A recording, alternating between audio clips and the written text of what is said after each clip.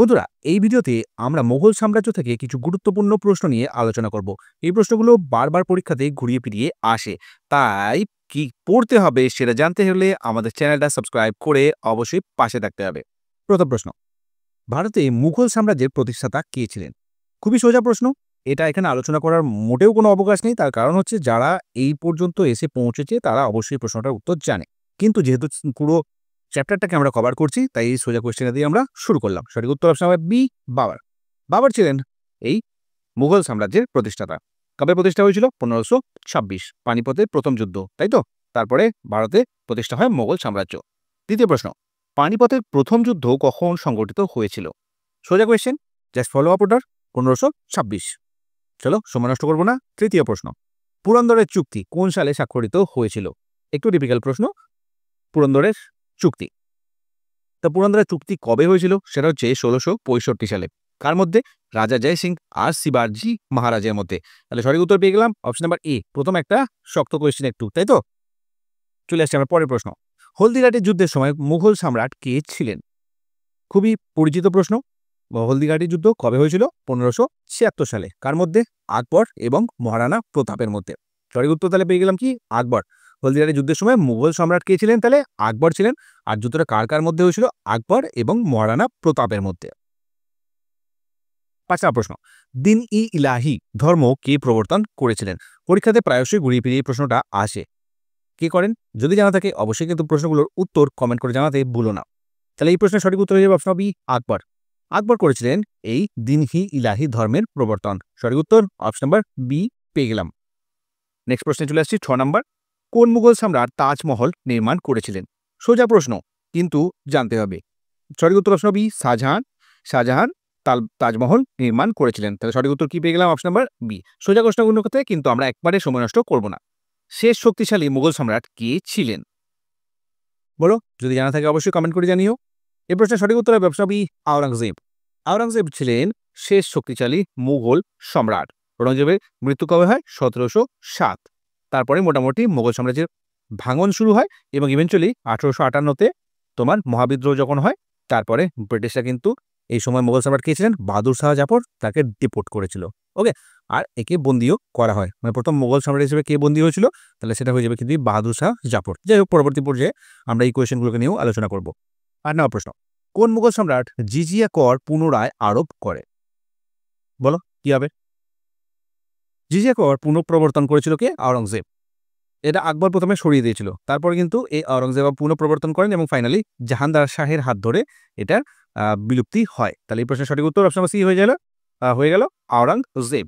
জিজিয়া কর pilgrimage tax ছিল এটা, মানে নন মুসলিমদের উপরে এই ট্যাক্সটা আরোপ করা হতো। 9 নম্বর প্রশ্ন, কোন মুঘল সম্রাট জিন্দা পীর নামে পরিচিত ছিলেন? গুরুত্বপূর্ণ প্রশ্ন, পরীক্ষাতে আসা প্রশ্ন কিন্তু এটা। জিন্দা পীর, তা জিন্দা পীর বলা হতো আওরঙ্গজেবকে। তার মানে বিলাসহীন জীবনযাপনের জন্য তাকে এই জিন্দা পীর বলা হতো। সঠিক উত্তর অপশন নাম্বার বি। 10 নম্বর প্রশ্ন, তুজুক ই জাহাঙ্গীরি কে লিখেছিলেন? গুরুত্বপূর্ণ প্রশ্ন, তুজুক ই জাহাঙ্গীরি। তো দেখো, একটা জিনিস খেয়াল রাখবে তোমরা, সেটা হচ্ছে এটা লিখেছিল কিন্তু জাহাঙ্গীর। তো যাই হোক, প্রথমে এই উত্তরটা আমরা জেনে নিই, জাহাঙ্গীর। একটা জিনিস মনে রাখতে হবে, বাবর বাবর আর জাহাঙ্গীর এই দুজনই মুঘল সম্রাট ছিল যারা কিন্তু নিজেদের আত্মজীবনী লিখেছিল। তো এই তুজুকি জাহাঙ্গীরি যেটা সেটা জাহাঙ্গীরের নিজের হাতে লেখা, আর তুজুকি বাবরি যেটা সেটা বাবরের নিজের হাতে লেখা। তাই এই জিনিসটাই কিন্তু জেনে রাখতে হবে, কারণ পরীক্ষা থেকে কি জেনে হয়তো তুজুকি বাবরি চলে এলো তুজুকি জাহাঙ্গীরির পরিবর্তে। 11 নম্বর প্রশ্ন, কোন মুঘল শাসক মনসবদারি প্রথা প্রবর্তন করেন? মনসবদারি গুরুত্বপূর্ণ প্রশ্ন। সঠিক উত্তর অপশন বি, আকবর। আকবর এই মনসবদারি প্রথা প্রবর্তন করেছিল। ওকে, সঠিক উত্তর অপশন নাম্বার বি। গুরুত্বপূর্ণ প্রশ্ন কিন্তু। 12 নম্বর প্রশ্ন, শেরশাহ সুরির কাছে কোন মুঘল সম্রাট পরাজিত হন? শেরশাহ সুরির হাতে। তাহলে দুটো যুদ্ধ হয়েছিল, তোমার 1539 আর 1540। তো এই দুটো যুদ্ধ হয়েছিল হুমায়ুন আর শেরশাহের মধ্যে। সঠিক উত্তর অপশন বি। হুমায়ুন ছিল একমাত্র মুঘল সম্রাট যে কিন্তু শেরশাহ সুরির কাছে পরাজিত হয়েছিল, এবং শেরশাহ সুরি 1540 থেকে 1545 পর্যন্ত রাজত্বও করেছিল এই মুঘল সাম্রাজ্যের মধ্যে। মানে মুঘল সাম্রাজ্য 1540 থেকে 45 পর্যন্ত এ কিন্তু রাজত্ব করেছিল। 13 নম্বর প্রশ্ন, দিল্লিতে লাল কেল্লা কোন মুঘল সম্রাট নির্মাণ করেছিল? দিল্লিতে লাল কেল্লা। সঠিক উত্তর অপশন বি, শাহজাহান। সোজা প্রশ্ন। বেশি সময় নষ্ট আমরা করবো না সোজা প্রশ্নগুলোতে। 14 নম্বর প্রশ্ন, কোন মুঘল সম্রাট ঝাড়খা দর্শন ঐতিহ্য চালু করেছিল, প্রবর্তন করেছিল? ঝাড়খা দর্শন কে চালু করেছিল? যদি জানা থাকে অবশ্যই কমেন্ট করে জানিও। সঠিক উত্তর আকবর। আকবর কিন্তু এই ঝাড়খা দর্শন প্রবর্তন করেছিল, এটা একটা ট্র্যাডিশন ছিল। সঠিক উত্তর অপশন নাম্বার ই, ঝাড়খা দর্শন। 15 নম্বর প্রশ্ন, কোন মুঘল সম্রাট দরবারে সঙ্গীত এবং নৃত্য নিষিদ্ধ করেছিলেন? তো বলো কি হবে সঠিক উত্তর? সঠিক উত্তর option number D, Aurangzeb. Aurangzeb কিন্তু এই দরবারে সঙ্গীত এবং নৃত্য প্রথা চালু করেছিল। সঠিক উত্তর অপশন নাম্বার ডি, মানে সরি, ব্যান করেছিল, নিষিদ্ধ করেছিল। কে সেটা ছিল? আওরঙ্গজেব। সঠিক উত্তর অপশন নাম্বার ডি। তার সাথে সাথে সুরাপান, সুরাপান মানে মদ্যপান নিষিদ্ধ। 16 নম্বর প্রশ্ন, ব্রিটিশরা যখন ভারতে এসেছিল তখন মুঘল সম্রাট কে ছিলেন? কি হবে সঠিক উত্তর? সঠিক উত্তর অপশন বি, জাহাঙ্গীর। সে সময় ভারতে মুঘল সম্রাট ছিল কিন্তু Jahangir. British east India company কবে প্রতিষ্ঠিত হয়? 1600 খ্রিস্টাব্দে। তখন কিন্তু মুঘল সম্রাট ছিল কে?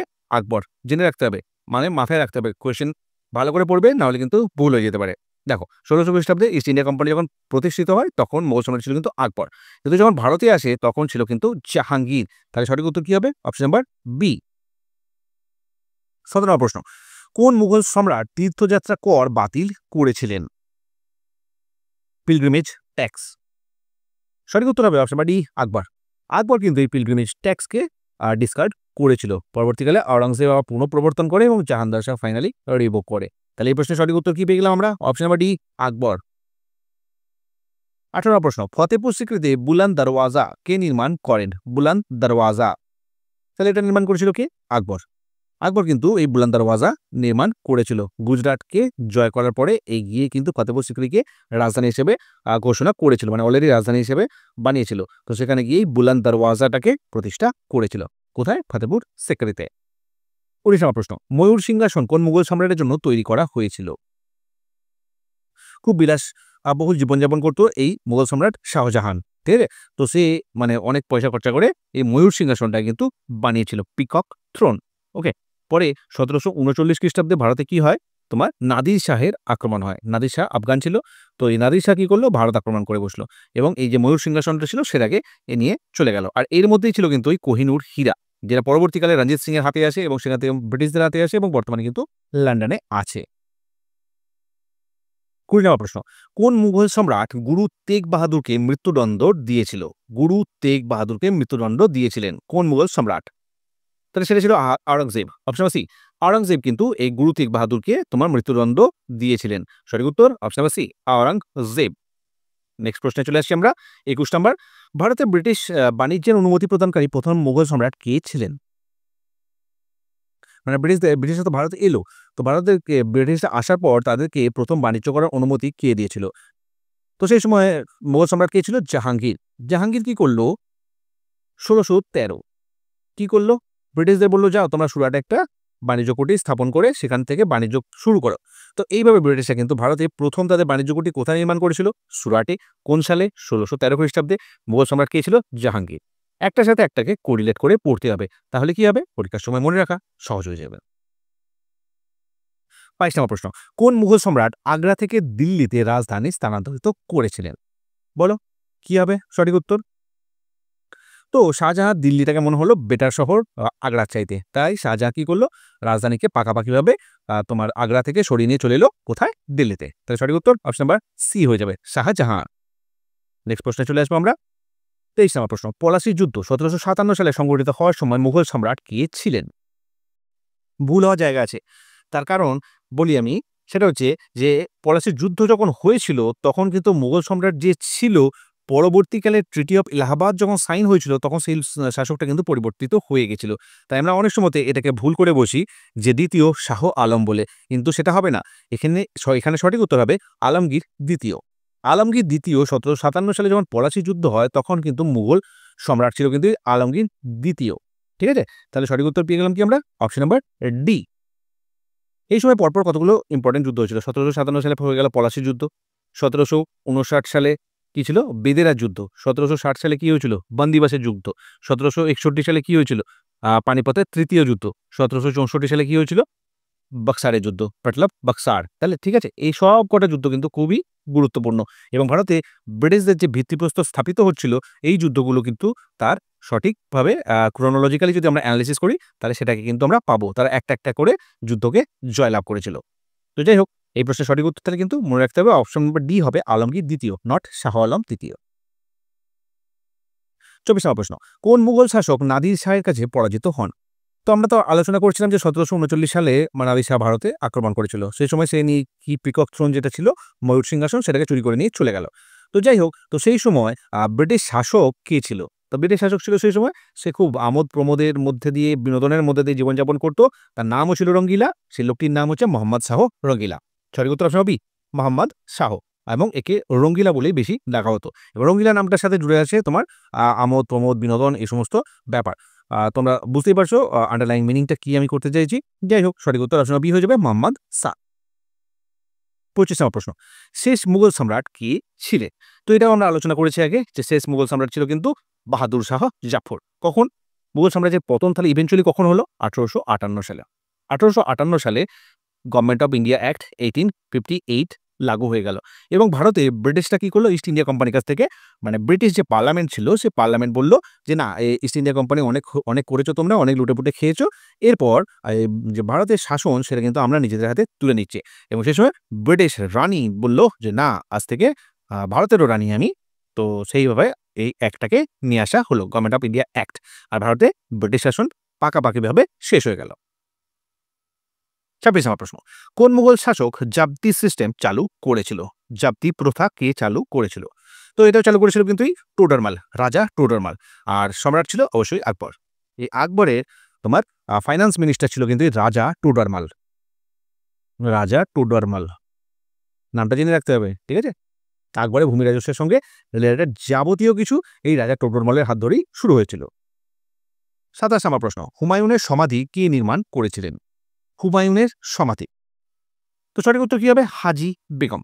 হাজি বেগম হুমায়ুনের স্ত্রী, সে কি করেছিল? এই হুমায়ুনের সমাধি, হুমায়ুনস টুম। হুমায়ুনস টুমটা কে বানিয়েছিল? এই হাজি বেগম, ঠিক আছে? আর একটা নাম পাবে তোমরা, গুলবদন বেগম। গুলবদন বেগম। তো এই গুলবদন বেগমটি কে? এ হচ্ছে হুমায়ুনের বোন, মানে সরি, বাবরের মেয়ে। এই গুলবদন বেগম সে কি করেছিল? সে হুমায়ুন নামা রচনা করেছিল, ঠিক আছে? তো হুমায়ুনের সমাধি কে বানিয়েছিল? সেটা ছিল হাজি বেগম। আর এই গুলবদন বেগম কি করেছিল? সে হুমায়ুন নামা রচনা করেছিল। দুটোর মধ্যে ভুল হতে পারে, তাই আমি আলাদা করে পরিষ্কার করে দিলাম। 28 নম্বর প্রশ্ন, কোন মুঘল সম্রাট ভারতীয় উপমহাদেশে যুদ্ধে কামানের ব্যবহার চালু করেছিলেন? ইম্পর্টেন্ট প্রশ্ন। সঠিক উত্তর কি হবে? যদি জানা থাকে অবশ্যই কমেন্ট করে জানিও।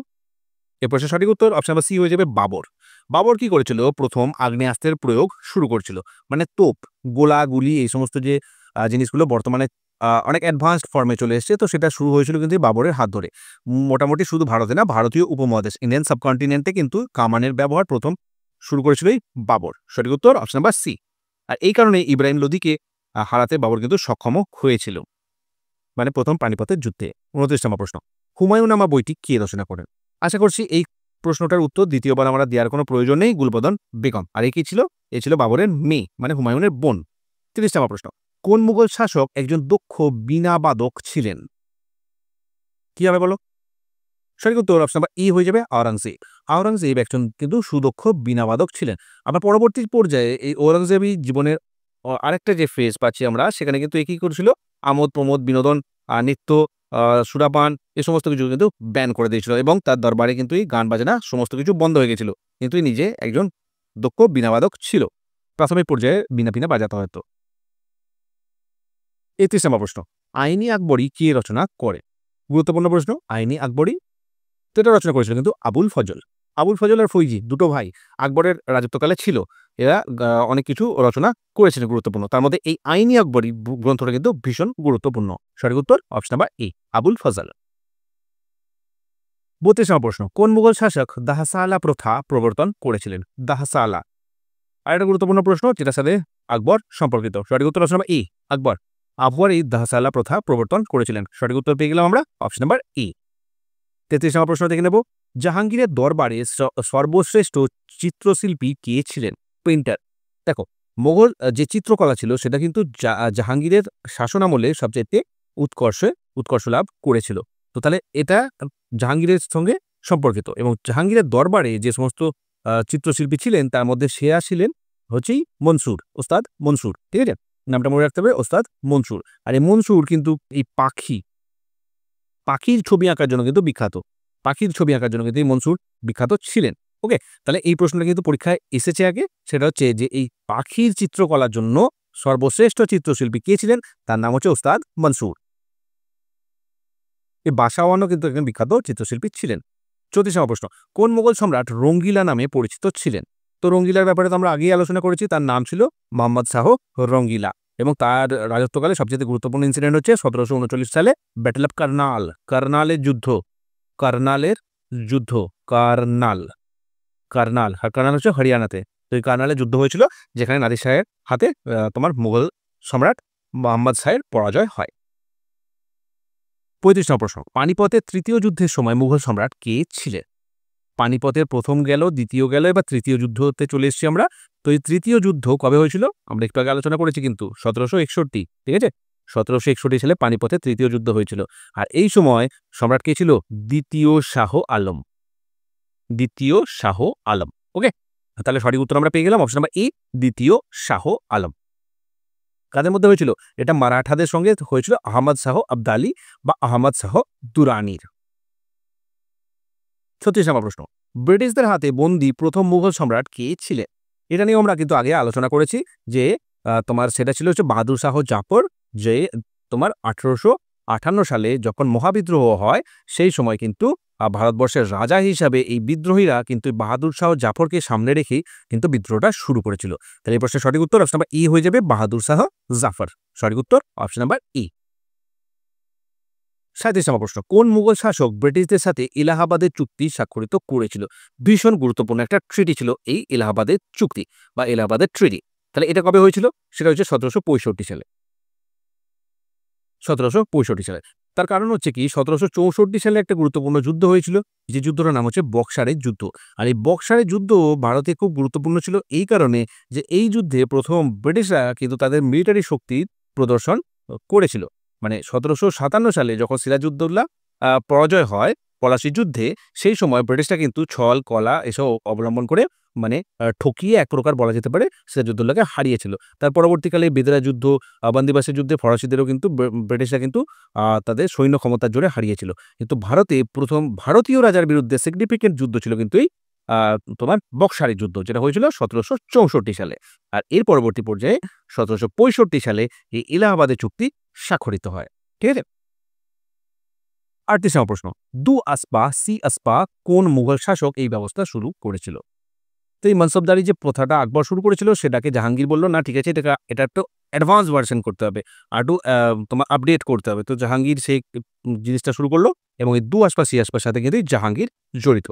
সঠিক উত্তর অপশন নাম্বার ডি, জাহাঙ্গীর। ৪০ নম্বর প্রশ্ন, কার্নালের যুদ্ধ। আবার দেখো সেই কার্নালের যুদ্ধ সম্পর্কে প্রশ্ন করা হয়েছে, তো আশা করছি তোমরা সকলে উত্তরটা করতে পারবে। মোহাম্মদ শাহ আর কি আক্রমণ করেছিল? নাদির শাহ। নাদির শাহ। নাদির শাহ কি করলো? ভারতে আক্রমণ করে লুটেপুটে নিয়ে চলে গেল, কারণ অপদার্থ শাসক সেই সময় মসনদে ছিল। ৪০ নম্বর প্রশ্ন, ১৮৫৭ সালে মহাবিদ্রোহের সময় মুঘল সম্রাট কে ছিলেন? এই প্রশ্নের উত্তর অলরেডি তোমরা জানো যে বাহাদুর শাহ জাফর। তাই আমরা সময় নষ্ট না করে ৪১ নম্বর প্রশ্নে চলে আসছি। আকবরের নির্মিত কোন স্মৃতিস্তম্ভটি বৌদ্ধ বিহারের অনুরূপ স্থাপত্যের মতো ছিল? গুরুত্বপূর্ণ প্রশ্ন। তাহলে তোমার মুঘল শিল্পকলার পরিবর্তে এখানে কিন্তু বৌদ্ধ বিহারের ছোঁয়া পাওয়া যাচ্ছে। তো সেটা ছিল কিন্তু ৫ মহল। সঠিক উত্তর অপশন এ, ৫ মহল। ফতেপুর সিক্রিতে বানানো এই ৫ মহল কিন্তু বৌদ্ধ বিহারের অনুরূপ ছিল, বা যে বৌদ্ধিস্ট যে মনেস্টারিগুলো হয় সেই মনেস্টারির মতো দেখতে অনেকটাই ৫ মহল।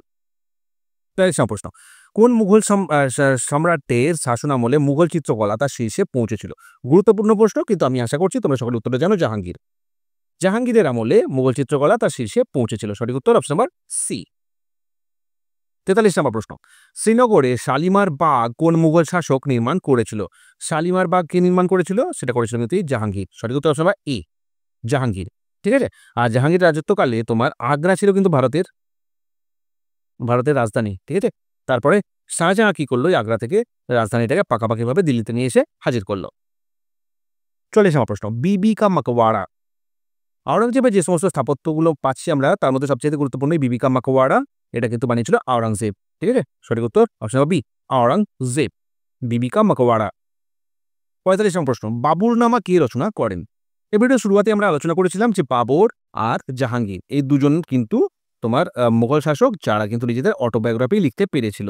তো এই বাবরনামা বাবরের নিজের হাতে রচনা, আর এই জাহাঙ্গীর তুজুক ই জাহাঙ্গীর যেটা, এই বাবরনামার আরেকটা নাম হচ্ছে তুজুক ই বাবরি। এই তুজুক ই বাবরি বা বাবরনামা এটা রচনা করেছিল কিন্তু বাবর নিজে, যেটা বাবরের আত্মজীবনী। সঠিক উত্তর অপশন সি বাবর। ৪৬ নম্বর প্রশ্ন, কোন মুঘল সম্রাট সুলহি কুল ইউনিভার্সাল পিস প্রবর্তন করেন? সঠিক উত্তর অপশন সি আকবর। আকবর কিন্তু এই ইউনিভার্সাল পিসের যে ধারণা সেটা কিন্তু নিয়ে এসেছিল। সঠিক উত্তর অপশন নাম্বার সি এদিন হি ইলাহি ও আকবরের প্রবর্তন করা। ৪৭ নম্বর প্রশ্ন, আকবরের প্রাথমিক রাজত্বকালে তার অভিভাবক কে ছিলেন? বা আকবর যখন সিংহাসনে বসে সেই সময় তার বয়স ছিল মাত্র ১৩ বছর। সেই সময় তার একজন রিজেন্ট ছিল। রিজেন্ট মানে হচ্ছে তার অভিভাবক বলা যেতে পারে, মানে তার হয়ে অন বিহাফ অফ হিম তার একজন শাসক ছিল। তো সেই শাসকের নামটা কি ছিল? তার অভিভাবকও ছিল সেই ভদ্রলোকের নাম হচ্ছে বৈরাম খান।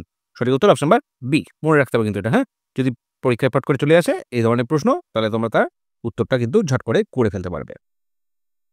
৪৮ নম্বর প্রশ্ন, কোন মুঘল শাসক উপনিষদকে ফার্সি ভাষায় অনুবাদ করেছিলেন? তো সেই শাসক কে ছিলেন? সে ছিল অপশন নাম্বার সি দারা শিকো। দারা শিকো ঔরঙ্গজেব এর ভাই। এই দারা শিকো বড় ভাই ছিল দারা। দারা, সুজা, মুরাদ, ঔরঙ্গজেব এই ৪টে ভাই ছিল। এরা মানে শাহজাহানের ৪টে ছেলে ছিল, তো তার মধ্যে বড় ছিল এই দারা শিকো। তো দারা শিকো কি করেছিল? এই উপনিষদকে ফার্সি ভাষায় অনুবাদ করেছিলেন। সঠিক উত্তর অপশন নাম্বার সি দারা শিকো। ৪৯ নম্বর প্রশ্ন, ভক্ত তুকারাম কোন মুঘল সম্রাটের সমসাময়িক ছিলেন? ভক্ত তুকারাম। তো এই ভক্ত তুকারাম যেটা তিনি জাহাঙ্গীরের সমসাময়িক ছিলেন। সঠিক উত্তর অপশন সি জাহাঙ্গীরের সমসাময়িক ছিলেন এই ভক্ত তুকারাম। ৫০ নম্বর প্রশ্ন, পানিপথের দ্বিতীয় যুদ্ধ কত সালে সংগঠিত হয়? পানিপথের প্রথমটা দেখলাম কত? ১৫২৬। দ্বিতীয়টা আমরা দেখিনি এখনো, আর তৃতীয়টা ১৭৬১। আর মধ্যেখানে হয়েছিল ১৫৫৬। এটা ছিল পানিপথের দ্বিতীয় যুদ্ধ। ক্রোনোলজি মনে রাখতে হবে। ঠিক আছে, পানিপথের তোমার দ্বিতীয় যুদ্ধ হয়েছিল ১৫৫৬ সালে। কাদের মধ্যে? সেটা হচ্ছে হিমু বিক্রমাদিত্য ভার্সেস আকবর। এদের মধ্যে কিন্তু এই পানিপথের দ্বিতীয় যুদ্ধটা সংগঠিত হয়। সঠিক উত্তর অপশন নাম্বার বি। ১৫২৬ কি হলো? পানিপথের প্রথম যুদ্ধ। ১৫৫৬ কি হয়ে গেল? পানিপথের দ্বিতীয় যুদ্ধ। ১৫৭৬ কি হয়ে গেল? সেটা হচ্ছে তোমার বাবরের সাথে আকবরের সাথে মহারানা প্রতাপের কি সেটা ব্যাটল অফ হালদিঘাটির যুদ্ধ। আর ১৭৬১ সালে পানিপথে তৃতীয় যুদ্ধ। তো বন্ধুরা এই ছিল ৫০টা প্রশ্ন, যেগুলো কিন্তু খুব গুরুত্বপূর্ণ এবং মোগল সাম্রাজ্যটাকে মোটামুটিভাবে আমরা একটা ভিডিওর মধ্যে পুরোটাকে সামারাইজ করে ফেললাম। যদি ভিডিওটা ভালো লাগে অবশ্যই লাইক করে দিও, বন্ধুদের সাথে শেয়ার করো, আর চ্যানেলটা এখনো সাবস্ক্রাইব না করে থাকলে অবশ্যই সাবস্ক্রাইব করে নিও। নেক্সট ভিডিওটা আসবে তোমার দিল্লি সালতানাতের উপরে।